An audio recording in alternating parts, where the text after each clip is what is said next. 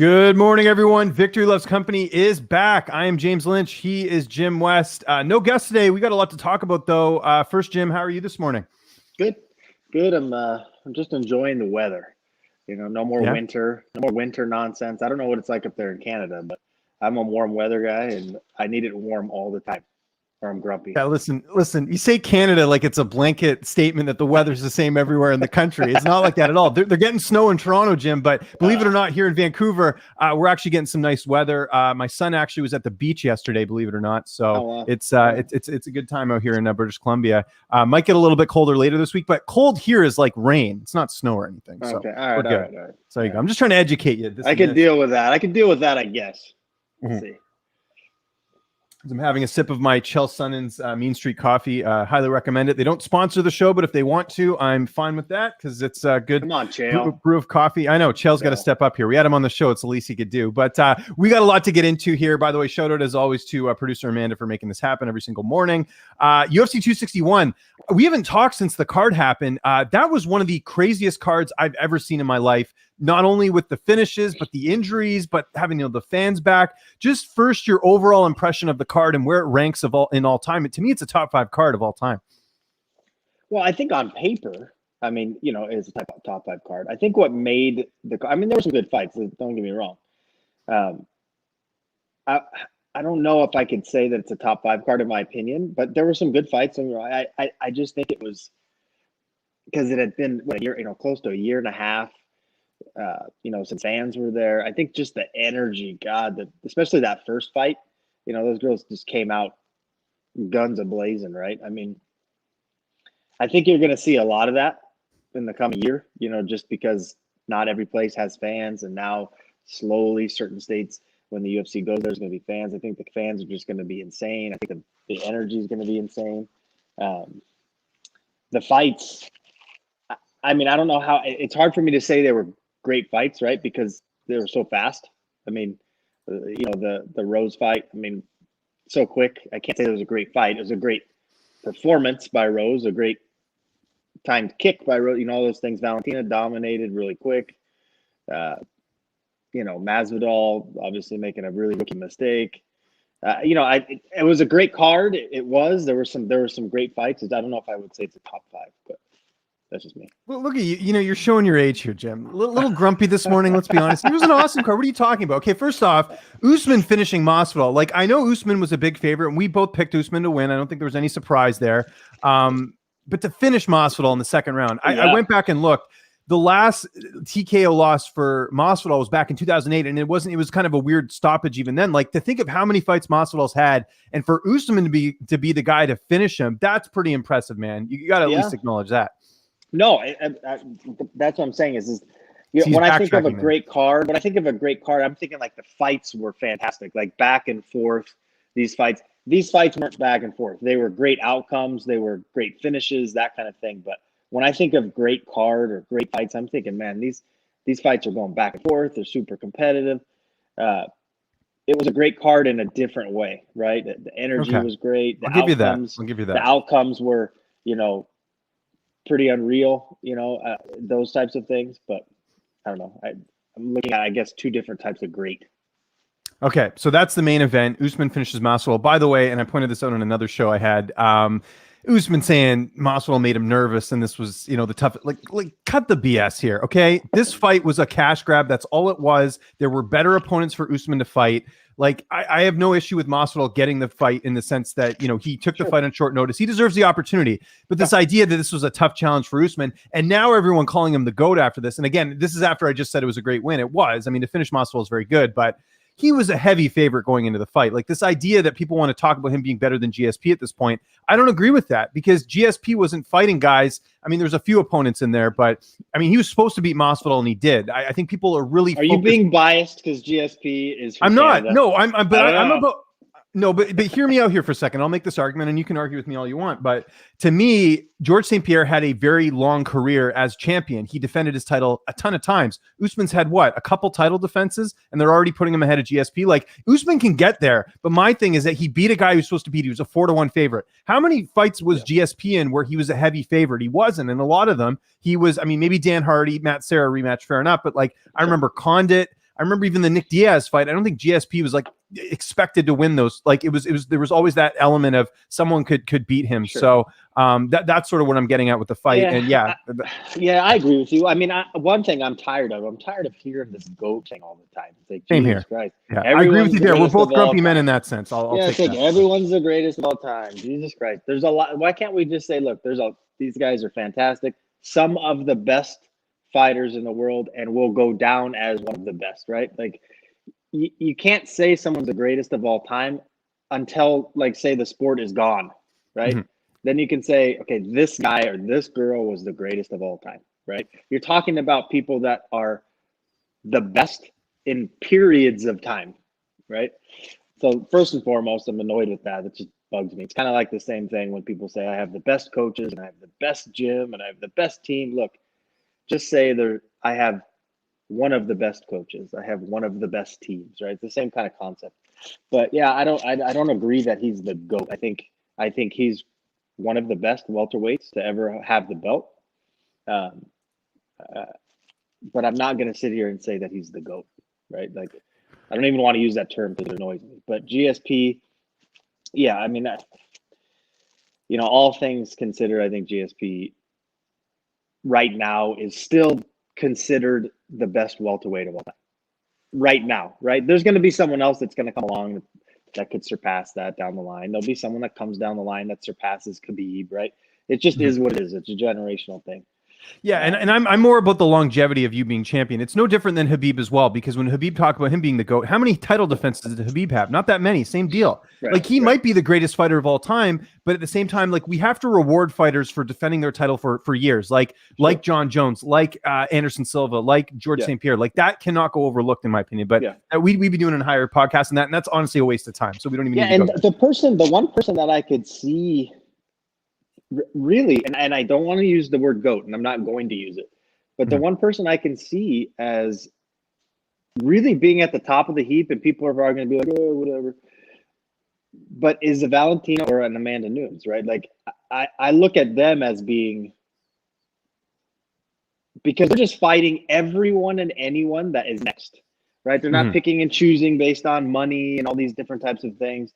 It's just, and they're lining them up, and now someone's going to come along and beat them, right? But I still think, like, people like a Valentina, like, she's been so dominant, like so dominant, like, it's not even close, right? And she just defense after defense. I think that was her 5th or 6th or something, and she's probably going to continue, right? But someone will beat her. But I right now, in my opinion, when I look at everything, I think Valentina is the best fighter in the UFC right now.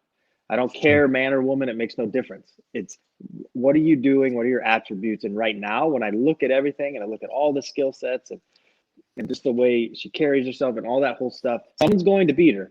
But right now, today, I think she's the best. I don't disagree with that. But two things you said there, which I got to flag you for. First thing, you're talking about Amanda will fight anyone. Didn't we just have this talk last week about her fighting Juliana? I know that's not her fault. That's the UFC. But come on, right. That's the thing is it's not really her, right? Yeah, it's the UFC doing that. Yeah, but I'm holding Valentina as being, like, I don't like to compare Valentina and Amanda, right? They're 2 different weight classes. Yes, they fought and Amanda won, but they were super close and very competitive. Could have gone either way, at least one of them. But, the second fight, I don't know. I just don't want to hear the GOAT crap anymore. Look, there's a lot of the best fighters of all time. It's like looking at boxing when you talk about Roberto Duran and Marvin Hagler and Thomas Hearns and Sugar Ray Leonard and Muhammad Ali and Mike Tyson. I don't know how you say they're the greatest of all time. I would say there's some of the greatest of all time. Fair enough. But spending way too much time talking about the GOAT. The other thing I just wanted to mention too is, and we'll move past this because I feel like we could talk about this for an entire hour. No, but also, does it not also speak, and I'm not taking anything away from Nunes or Valentina by saying this, but does it also not speak to the fact that, there weren't a lot of opportunities for women early on in the sport, so they're sort of catching up to the men, right? Because especially at flyweight, like there was just a flyweight division, that came in 2 years ago, 3 years, what was it, 2017 was when Nico Montano won the title, I think? Here's the thing, though. I mean, how long has Invicta been around? It's been around for, I can't even tell you, maybe 6 years, 7 years, longer. seems like way longer than that, right? Because maybe 10 years. Aspen Let made me her find the debut- first card, so people, because I know people are going to be like, actually, it's been around forever, and I just because Aspen made her debut, James. We're gonna find out right now. We're gonna solve this in 2 seconds. May of two. Oh, sorry. Let me find the last one. I was just about to jump the gun there. Almost did that. Hold on. Trying to get Tapology to load. So the first event was April 28, 2012. So yeah, Okay, 10, so 9 years, 8 years, 9 years. 9 Yeah. years. Yeah. Yeah. I mean, the men are a few years ahead of that, right? Because when did the UFC really become mainstream?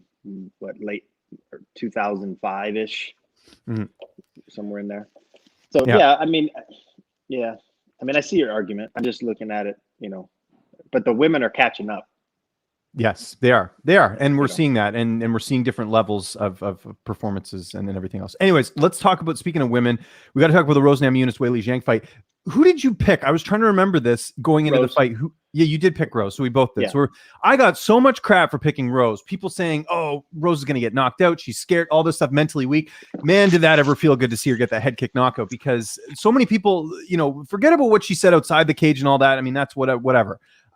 This idea that people think that Rose was done or she has a bad, it's nonsense. And I was so glad to see that win. And also I want to point out that was not an early stoppage. She knocked her down. Rose was landing the shots down. You could see her fall to the canvas. Like, come on, people talking about wanting to see a rematch. She's defended the title once or twice. Yeah, I mean, here's the thing. So come on. I didn't expect Rose to do that like that. Me neither. That to quickly, be fair, but I did. Decision probably, but I did think that she was going to win. So did I. Now the kick itself, I don't know if Weili was out when she got hit, but it wasn't like as soon as the fight hit the mat, that first punch, that first hammer fist, pretty much put her lights out, right? The second one really did it. So no, it was not a quick stoppage. It was an appropriate one. A rematch is stupid. Now, granted, Weili will probably go on and win 2 or 3 or 4 in a row, and then cool, she'll probably fight Rose again. I think she only needs to win one and she'll be right back. There's not a lot of contenders right now, especially with who knows what's going on with Tatiana Suarez. You've got, and I don't know if Suarez is there. There's talk now Suarez might come back at 125 because she's been off for a while. It might be a tough cut for her. I think what's going to happen is she's a big girl. And I think what you're going to see is the winner of Yan Shonan and Carla Esparza fight Rose. And there's some history there, right? If you remember, Carla beat Rose for the title years ago. Sure. So that's something too that they could look at. But either way, great performance there from Rose Namajunas to get it done. And I think Zhang only needs to win one fight and she'll be back to get that. Yeah, I mean, she's gonna get it. She'll get another shot. Yeah, she might get another couple shots. I mean, but she'll go and win one, maybe 2, and she'll be right back in. And I think the fight could be. I'm not saying that Weili's gonna beat Rose, but I think the fight's gonna be different, right? I don't see Rose head kicking her in the first 45 seconds again. Right. But I think Rose is could be a bad matchup consistently for Weili, but we'll see. I don't want us to get political here on the show, but I do have to mention this because a lot of people I saw on social media were saying, because people were booing Zhang Weili, people were booing Usman on the night, and people are now claiming that it was racist. Now, look, my vantage point was some of that racist? Maybe, but this idea that you can't boo for a non-American is ridiculous. Like, I see all this chatter about how, everyone's racist. What about going to Brazil? They're chanting die, die, die, and everyone seems to ignore that. But when it happens here, all of a sudden it's racist. Like, come on, people. Yeah, I think I'm like you. I'm not going to get super political, but you see my Ronald Reagan shirt back there. Yes, exactly. There he is back there. The bottom line is Weili might be a nice girl, but she's from China. Let's just keep it real. It's a communist country. They suppress their people. Okay, well, I'm not going to go that far, Jim. I will. It's the truth. It's the truth. Why hide from the truth? It's a communist regime. I don't represent the Rose is, she's from America. She's supporting, she's supporting her American flag. I 100% support it. There's people fans boo. If you're from another country, if you're from another state, another city, and you're fighting in the hometown city, you're getting booed. Yeah. Right. Bottom line. So why does Rose have to apologize for anything? She doesn't. The fans don't have to apologize. Weili might be a nice person. So be it. She's still from China. She's still fighting a USA person. They're in the USA. You're going to get booed. Yeah. No, I just pointed that out because I feel like that would happen if, like, a Canadian fighter goes to the US, they're going to get booed. 100%. You go to Brazil, you get booed. I feel like that was taken on. Just wanted to slightly mention that because I do see a lot of chatter on there about how it was racist. I don't agree with that. Absolutely. Valentina Shevchenko, Jessica Andrade. We sort of talked about it here. We'll just quickly go over it. For her to finish Andrade, very impressive. I think they're going to end up giving her the winner of Calderwood and Murphy, but I want to see her fight Nunes. I think if Nunes beats Pena, do that trilogy fight, because we want to see a competitive fight. Nothing against Lauren Murphy and Joanne Calderwood, but I don't see the outcome any different. Valentina's on another level right now. She needs to be challenged, and it's almost getting to the point where I think fans are going to get bored at a certain point, like Demetrius Johnson, where it's like she just keeps winning, and it's like, where's the challenge? I think she needs a challenge here. What do you think? The thing is it's hard to say, right? Because they've fought already twice. I think they're both making their own legacy, right? No matter what anyone says, every human being has holes. I think if you get someone that has that Khabib-esque style, can put them both in positions that they're not going to like, right? Now it's a matter of who is that person, right? Is Tatiana Suarez that person against Valentina? Possibly. She has the ability to do that. If Valentina gets put on her back, she hasn't fought since June of 2019, right? Right. So. But I'm just talking in general, hypothetical in general, both of them have holes. You've seen it in Amanda. She doesn't do well with a lot of pressure. She doesn't do well off her back. The same thing with Valentina. She's okay. Yes, even Juliana Pena was taking Valentina down when she wanted to. She just made stupid mistakes and got armbarred, right? So there are holes. Someone is going to be able to exploit that. It's just a matter of when. It's how, right? It's not going to be easy, but it can be done. Them fighting again, I don't know. I'm kind of like on the Dana White page. Like, look, they fought twice. They're in their own weight class. They make their own legacy. If they both come to him and like, look, we have to have this fight, then okay, so be it. People will watch it, of course. But who does Nunes fight after Pena? That's my question. Like, who can she fight? Well, we'll see. Well, okay, but Aspen aside, like and let me ask you this: not as a coach, even. If Aspen beats Macy, does she want that fight? Is that what you guys are looking at? I don't know. We don't even look past Macy, but of course not. You can't. But I mean, like I'm saying, there's people out there that will be able to expose those things, right? Like it's just a matter, and that's the idea of rankings and contenders, right? They get their shot, and it's their job to knock off the champ, and it's the champ's job to knock off whoever is that next contender. We'll see. Just because you have Jermaine, right? Jermaine has the ability on her feet, but she's just so bad on the ground that Amanda's going to do the same thing probably to her, right? Well, they won't do. She's beat her twice now, so there's no correct. reason to do So that. And then you have Holly. Who knows? I mean, yeah, they fought once, but could Holly fight her again? Sure. It's just hard to say. I mean, I get what you're saying, and I get what the people like. What Matt can fight again, but if they don't want to, and Dana doesn't seem like he cares enough, it's more if they both come to each other and they're like, hey, let's do this again to make some money, then they'll do it. But it doesn't seem like Dana's too keen on it. He's kind of like, hey, let's let them run their own courses in their own divisions. Or maybe they hope Clarissa Shields gets up to speed on her MMA career and they fast track her to the UFC. I don't know. Maybe something like that. I don't know. But there's someone's gonna come in soon and expose one of them. Yeah. Okay. Fair enough. Just a couple more things on the card. This has never happened to my knowledge. Two severe injuries back to back like that. We had first Anthony Smith and Jimmy Crute. Jimmy Crute, busts his foot, and then Chris Weidman's leg break. Like that will never happen in MMA history again. Anderson Silva breaks his leg against Chris Weidman. Then the same thing happens years later. Like just nutty. I don't know if you saw the X-ray photos. Like it was really bad. Speedy recovery to Chris Weidman. I spoke to John Anik yesterday on my other podcast. He thinks Weidman's going to fight again. I don't know, man. 36 and breaking your leg like that. I believe Anderson Silva was around the same age, but that's tough. That's a tough. Yeah, I think I saw something with Chris the other day saying that Doc told him. The thing is what's funny is any break is much easier to recover from than a torn ligament, right? So when you see the break. So he was talking about, doctors are telling him, 6 to 8 months, at worst case scenario, 1 year. So I see him coming back. Mhm. We'll see. I don't think he's going to want to retire on that. You know. No, I don't think he would either. I just wonder, like, if he comes, what he's going to come back. When he comes back, he'll be close to, like, it's probably going to be a year and a bit before he comes back, if not more, right? 37, So, 38. Yeah. How yeah, old is he? Like, is he he's 36 and 36. a half? He's he, let me find out his birthday here. So he is born June of 84. So he just turned 36. Or sorry, he's going to turn 37 in a couple months. So then when he comes back, it'll probably be maybe 38. Yeah. That's tough. So we'll see. Yeah, Division could look a lot different too at that time. So there's that. Poor Uriah Hall, who I think's really turned things around. He'll fight, I think, maybe the winner of Hermanson Shabazi and something like that. Anthony Smith, same thing. I mean, and here's the thing. I don't know. I saw some people saying that, oh, Smith got lucky that Crute hurt himself. I thought Smith looked good in that first round. He landed a lot of good shots. I don't know how you saw that. Yeah, the jab was good.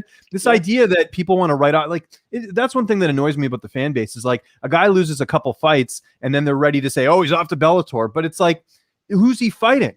Smith's losing to Glover, who's fighting for the title next, and he lost to Rakic. And you want to write this guy off? Rakic might be fighting for the title or might be fighting like a contender next. So I don't get that. When you're consistently fighting top 10 guys, and you win one and you lose one or whatever, like, you're talking about the best in the world. You can't, like, unless they lose 3 or 4 in a row and they just look pathetic, then okay, maybe the time has passed you. But if you're losing one and you're winning one, and the losses that you have are against top flight competition and they're narrow margins. I mean, the fans are, they're, some are good and some are, and it's like that in all sports. I'm not just relegating it to MMA. I follow hockey and I see some equally bad fans when it comes to that stuff. As far as other stuff on the card, I don't know if there's anything you wanted to chat about. I like that Randy Brown one arm rear naked choke submission victory. Actually going to be talking to Randy in a few hours here, so excited to get his thoughts on that. The other thing I wanted to quickly mention, Jeff Molina, what a fight that was on the prelims. The flyweight fighter is coached by James Krause. Really liked what he did on there. And I like that we have some exciting guys in the flyweight division now, because the UFC's done such a poor job in the past of sort of building that division up. We've got a guy like Molina who's relatively young. Yes, he took a lot of damage. And I spoke to him yesterday, Jim. He was not happy with this performance. He was happy with the 50K he got, but he knows he's got to fight a little bit smarter and not take so much damage. He basically told me, he's like, look, I can't fight like this the rest of my career. I'm not going to have a long career. So, but good for him in his debut. What did you think of that fight? I thought that was a good. I thought it was fantastic. I think it was the second fight of the night, right? It followed the female fight. Yeah. And it was great. I mean, shit. I mean, it was back and forth the whole time. I mean, it was. Yeah, I mean, it was exciting. It deserved the 50K. I mean, there's no doubt about it. Kid got a bright future for sure. It's like a lot of these. He's a young kid. I think hopefully they build it correctly. Sometimes the UFC happens to, has a tendency to push guys a little bit too quick, right? But I hope he's not, one of those guys, especially in that division, right? Because they need to continue to build it. I agree. But I think it was fantastic. Also wanted to quickly mention PFL. I don't know if you caught the card on Thursday, but there was a lot of upsets on that card. It was actually a really good card, and I like full disclosure, obviously I do work for PFL now, so maybe a little biased here, but I thought the graphics looked good, the presentation was nice. I like the commentary was very good. Sean O'Connell, is Sean O'Connell? Yeah, that's his name. Him and Florian I thought were a good duo. The graphics were good, but the card itself. Man, Lance Palmer losing was pretty crazy. Bubba Jenkins, for him to go out there and get a win like that in his debut, very impressive. Lance Palmer, a 2-time champ. I don't know if you caught all the action, but there was 2 upsets that night. There was a couple upsets, actually. Schulte, right? Schulte lost to Marcin Held. Marcin Held's stand-up has come a long way. Holy crap, he looked good in the stand-up. He's really coming into his own as well, so that was a big win. And then Clay Collard. Here's a guy who fought Max Holloway in the UFC, left, worked on some stuff, and obviously is done well in the boxing ring, but he beat Pettis. I mean, granted, outside of that one kick at the end, where he almost got finished, Collard looked great in that one. What did you think of that card? It was pretty good. Yeah, no, I did see some of the fights. The whole Pettis thing, like it's sad to see because the guy's got so much talent, right? But it's almost like when you push back against Pettis, he has a tendency to just kind of give in a little bit, right? Like. And Collard is just one of those tough dudes. He's got super good boxing. I wasn't surprised. I thought Clay was going to win. The Bubba Jenkins fight, if you think about it, Bubba's a good wrestler too, right? So, I mean, they're kind of canceling each other out. The Marcin Held and the Schulte fight, I didn't really pay attention much to. But when I saw that Marcin won, I was like, oh, wow. So yeah, I can't imagine that PFL was expecting that to happen.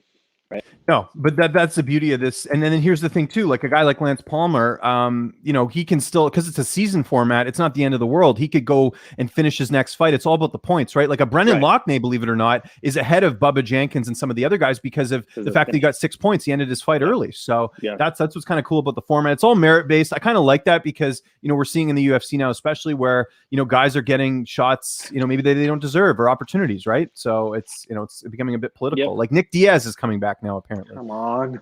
I know. So he should box Jake Paul. That's the move. Yeah, there you go. You want to make a lot of money, go for it.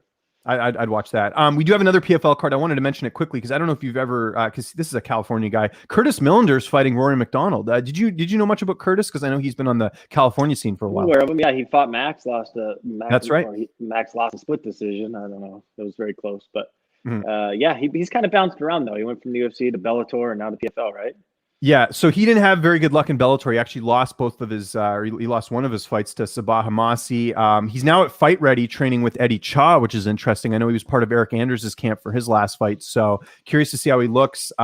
Curtis, obviously, he's lost 3 of his last 4 because there was a point when he beat Max, he knocked out Thiago Alves in his UFC debut as well. So I think this is an interesting opportunity for Curtis because he's really got nothing to lose here. Like Rory's the one who's supposed to, he's over to PFL. Rory's expected to win the tournament. I think there's something to that where you've got a guy who really doesn't have much to lose. Now, saying that, Curtis has some serious holes in his ground game and takedown defense. So Rory does have a path to victory, but we'll see. I think it's an interesting matchup. I mean, Curtis does have some attributes that could present some challenges to Rory, but we'll see. Rory's a little bit older, right? He's not like, he's seasoned, let's say. Yeah. So I don't know. I mean, you never know. A couple other names I wanted to mention on this card. Ray Cooper's back. I love Ray Cooper. If you've ever get a chance to watch this guy's interviews, super laid back. Like he's your typical Hawaiian. Like he just like you could tell it's like he just got out of bed when he's like talking. But this guy is a killer in the cage. We saw that against Jake Shields. Yeah, super talented. Zhao Zeffirino is back. He's fighting Gleison Tebow. There's a lot of UFC vets on this card. So Gleison Tebow, Chris Camozzi, Tom Lawler, Antonio Carlos Jr., Vinny Magalesh, Cesar Ferreira, Nick Roerick. Remember Nick Roerick fought Jared Cannonier in his debut, lost, got busted for steroids, was kind of banished from the UFC. Now he's back. Yeah. Funny story about Gleison Tebow. Yeah. Way back, actually. No, way back in when Aspen made her Invicta debut, the UFC and Invicta were all in the same hotel, and Invicta was Friday night, and then this was the LA card when Ronda fought Kat Zingano for the title, and we were in a sauna. Aspen and I and Gleison Tebow was in there with his coaches, and I remember looking over and I'm like, man, this guy looks giant, right? And this is the night before weigh-ins, right? So for him, it was it would have been Friday night. I'm looking at him. I'm like, oh my God, this guy's huge. And I remember looking over and say, hey, how much do you weigh? And he was like 32 pounds over the night before. I'm like, how does this guy even make weight? I mean, he was giant, James. His team and ultimately had to carry him out of the sauna. But it was like, wow, it was my first experience seeing someone trying to cut 30 pounds in less than 24 hours. It's like, dude, insane. Because I don't know how that guy ever made 155. He's huge. No, he was huge. I've seen him in person a couple times too at cards. I remember him cornering people. And I was kind of half joking about that Khabib thing. If you go watch that fight with Gleison Tebow and Khabib, it was pretty close. Some media members actually scored the fight for Gleison Tebow in that one. So I do bring that up as a joke. But yeah, he's still fighting. I don't know how much he has left. He's taken some serious damage in his career. And like you mentioned, the tough weight cut. And he's still fighting. Well, I see in this fight, he's fighting at welterweight, which thank God, because he was fighting at lightweight. And like you mentioned, a lot of a tough weight cut for him. So anyways, pretty good card here this week. I'm looking forward to it. I'll be doing the action Thursday night on the PFL Twitter account. It'll be a lot of fun. I'm looking forward to it. So that'll be good. We do have a UFC card this Saturday. Curious to get your thoughts on a couple of these fights here. And then you can see if we got any questions. I don't think anyone's submitted any questions, but we still got lots to talk about. There's some other stuff too we can get into before we wrap things up. But the main event's interesting to me. We've got Dominic Reyes taking on Yuri Prochazka. Yuri Prochazka, the favorite. I get it. He looked great in his debut. He knocked out Volkan Ozdemir. I mean, nobody has been able to do that. Other than, I guess, Cormier. I think that might have even been a submission win. But either way, that was a good debut for him. And he's fighting Dominic Reyes, who's coming off 2 losses. Reyes had a pretty bad performance against Jan Blachowicz in his last fight. But dare I say, I think Reyes is going to win this fight. I think this is a classic case of people overhyping one fight and they're not looking at the overall body of work in the sense that Reyes has lost his last two losses are against John Jones and Jan Blachowicz. Yeah. Like, what are we doing here? And like, I get Yuri being the favorite, but this idea that Reyes is going to get knocked out, I don't know. Because here's the thing with Yuri as well. If you watch that fight against Volkan, he got hit a lot in that first round. So I don't know. It wasn't a flawless performance, in my opinion. So no, I mean, he's a pretty stationary fighter, and Reyes does have good movement, or at least he's shown that he has good movement. But yeah, I think fans forget easily. They forget very easily, real quick, right? Like, yeah. I mean, and look at the opponents that he's fought leading into the UFC here, and this is another key thing because again, I think people look at the record because Yuri does have more fights. But here's who he fought to get in the UFC. CB Dalloway, who's cut from the UFC. He beat him, knocked him out in the first round. Fabiano Maldonado, ex-UFC fighter, finished him in the first round. Muhammad Lawal, King Mo, who retired a couple fights later. Brandon Halsey, who I don't even think is doing much anymore. Jake Kuhn. This is what I'm getting at. It's like no one looks at the resume. They look at, he got a knockout, so he must be great. Like, Yuri could absolutely win and knock him out, and I could be proven completely wrong here. You're talking about big dudes, right? They start slinging them. Anything can happen. My theory is that I think Reyes had a bad fight on Fight Island against Jan. I don't think he was himself. I think the John Jones thing was in his head. He was saying, look, I should be the champ now. I think that played too much into it. I think Reyes goes out there and upsets. That's what I think on Saturday. Who you leaning in that fight? I like Dom, so I'm gonna pick him for that reason. I'm not basing it off of anything else. I like the guy. I think he's super talented. I think he bounces back. I think his movement. I'll say one thing. I think his movement can play a big factor in this fight because Yuri is pretty stationary, pretty linear guy. He's moved forward and backward.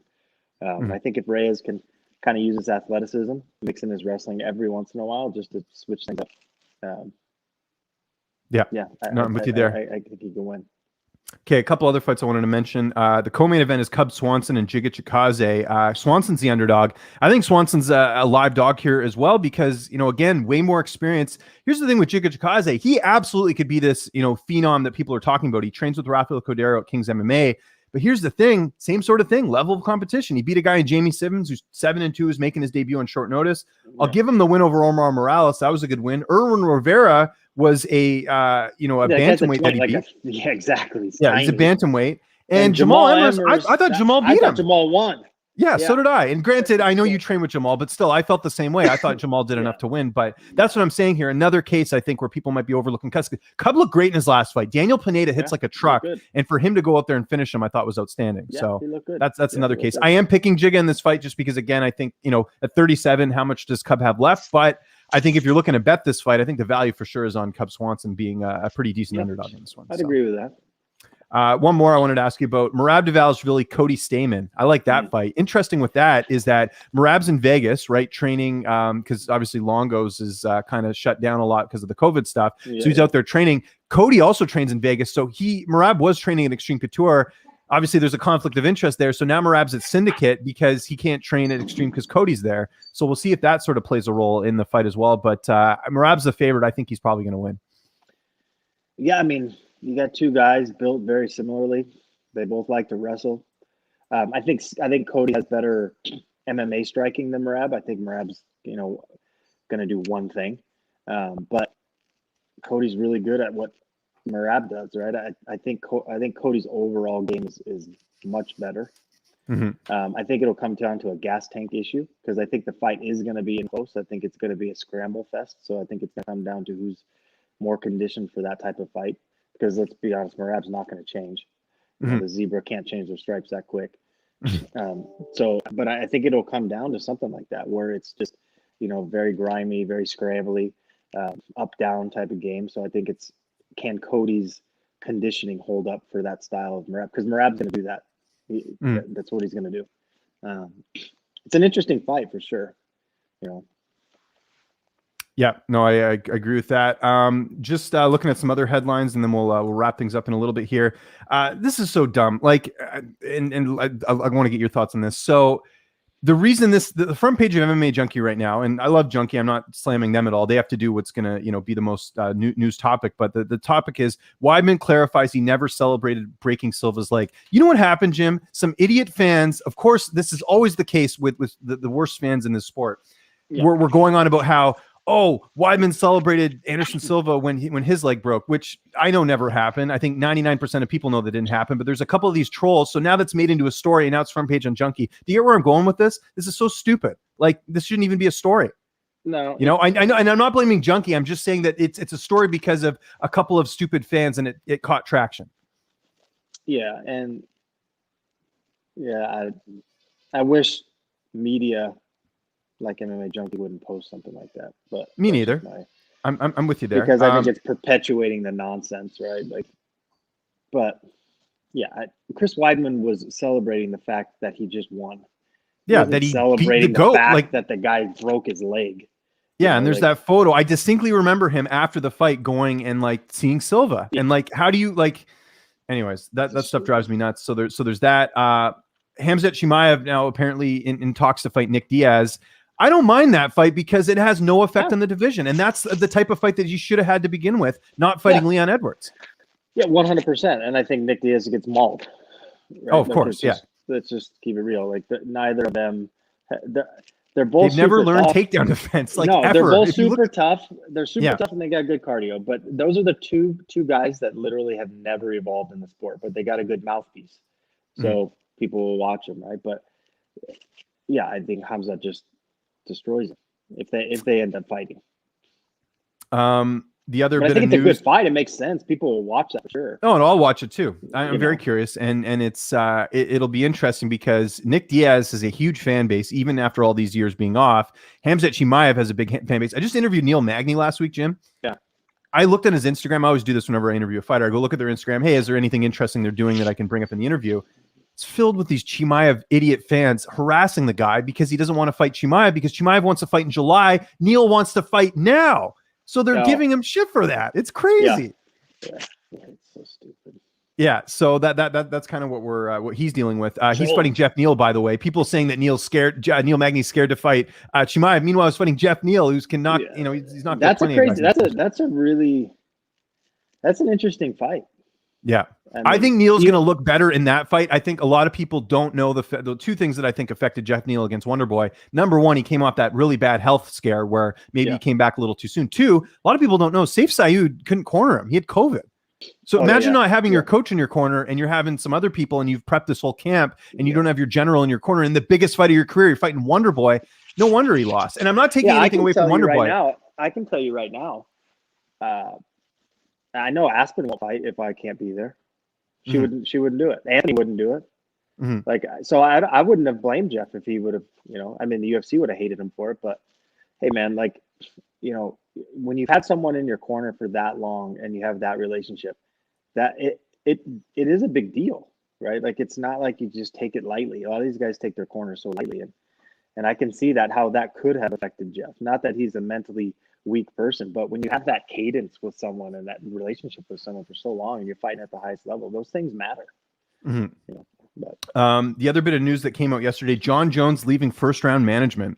He's been with them for 11 years. This, we sort of alluded to this as well when we talked back when Jones was first linked to Ngannou, because Derek Lewis is also rep by First Round. So of course there was going to be an issue there. And of course Malky comes out and says, oh, this has nothing to do with Francis. Of course it does. Derek Lewis is your client. Like, of course there's going to be complications with that. But I also heard, and I don't know if you've heard the same thing, I've heard that Jones hasn't really been with them anyways for a while. It's just sort of more like an affiliate thing that he's sort of been negotiating on his own. I don't know what you've heard, but so I don't think this is as big of a thing as people are making it out to be, but you knew this was going to happen publicly because if Lewis gets the fight, it's going to be bad optics, right? Yeah. I mean, management's an interesting thing. I know we always talk about this, on 10%. Yeah. It's,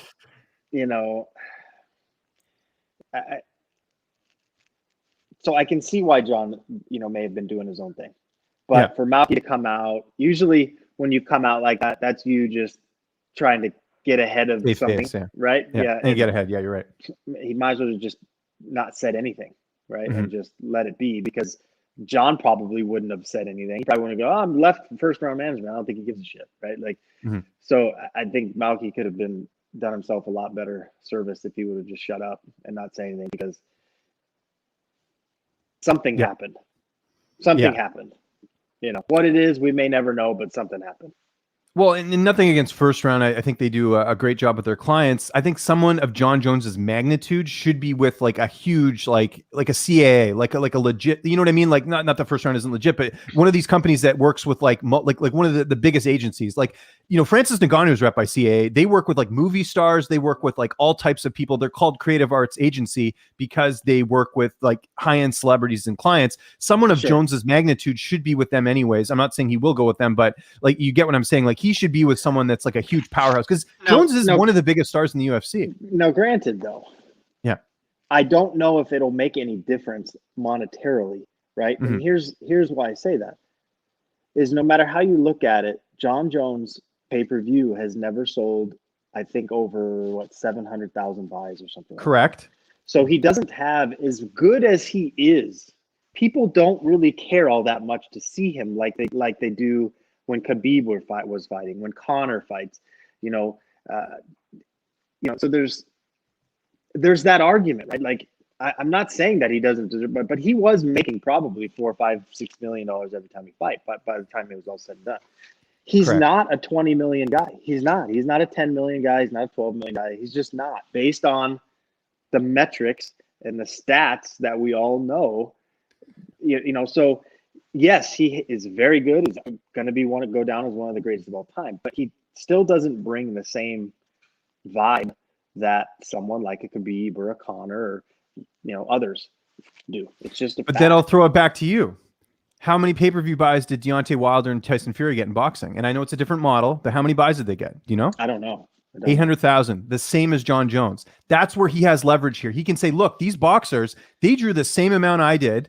And granted, he's not getting $1 million. His argument. I totally agree, James. No, I know. And I know you're not saying he doesn't get paid, but that's where I think he does have a leg to stand on. They should be getting more money, right? They should be. But that's what happens when you have the Ali Act in boxing, right? You have some leverage.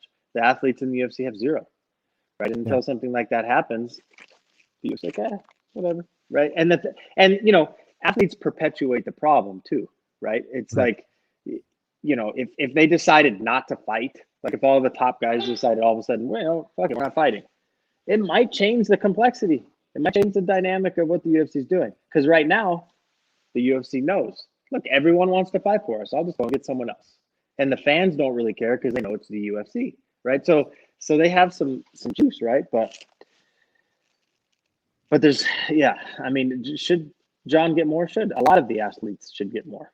But if you just looked at it based on, because without comparing it to boxing and just comparing it off of other pay-per-views and what he's done versus some of the other higher level guys, just based on the number, he doesn't deserve the same amount of money as a Conor or a Khabib.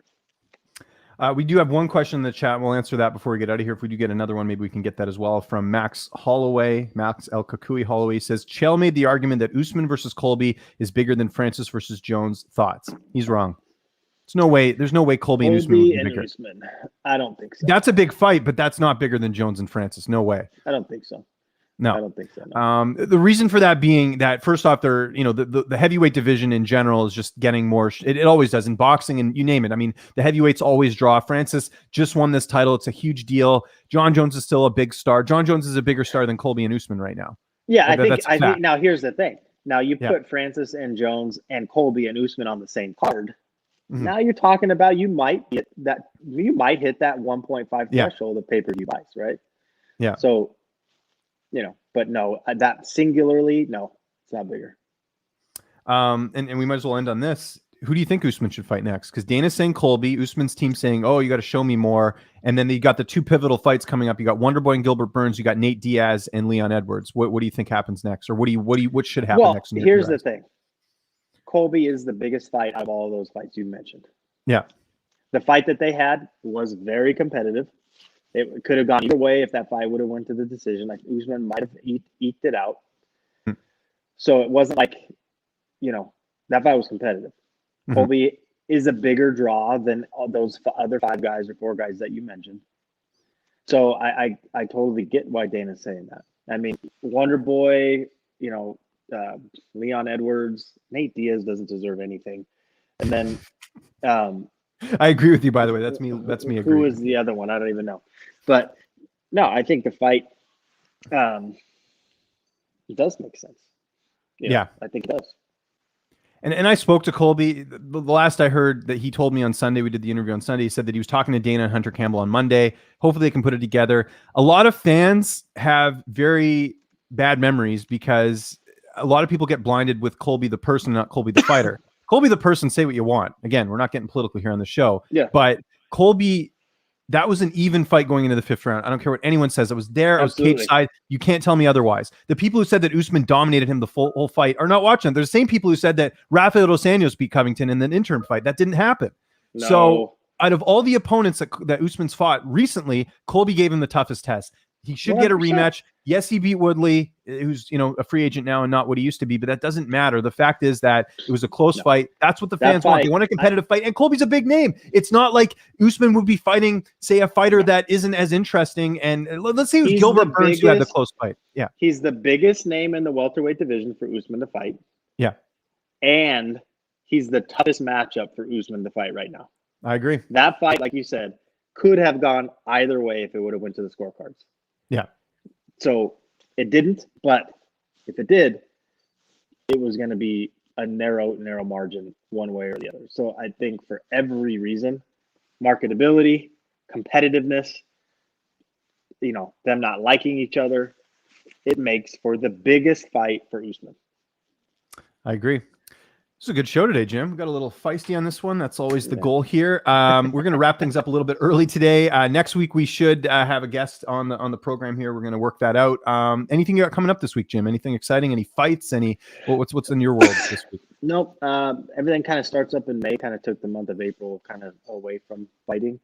May, the UFC Houston card, Andrea Lee, and then at the end of May I'll be at CFFC for one of our super talented up and coming pros, Jalon Reed. He's fighting there. So yeah, a lot of stuff coming up in May. Good stuff. I have 11 interviews scheduled this next week. I got some big names on there. You'll see who they are. I never like to announce them because in case they don't pan out, people are like, "Where's the interview?" Didn't happen. So I got 11 interviews booked. I'm looking at my calendar right now. It's a busy day. It's great. Also, like I mentioned, interviewed Colby Covington recently. Go check that interview out. I see Fighting got him. My buddy Mike Hack, I saw Submission Radio got him. Watch my interview first. Come on, people. Support the little guy, okay? Yeah. And check me out on PFL Thursday night, 9 p.m. Eastern Time, 6 p.m. Pacific Time on their Twitter account at PFL MMA. Watch me on there, do my thing. I have a different background. By the way, I'll mention that quickly. So the reason I have to have a different background for PFL is because they don't want me to mentioning the UFC at all, I guess because I work for them. So you'll notice on my Twitter bio, I had to get rid of the UFC symbol and I have to block these posters off. So that's why there's no curtain there. So just wanted to mention that as well. For Jim West, I'm James Lynch, producer Amanda. Thank you so much for watching. We will be back here next week, same time, same channel. Hope you guys enjoy the fights this weekend and have a great rest of your week. Thanks so much for watching.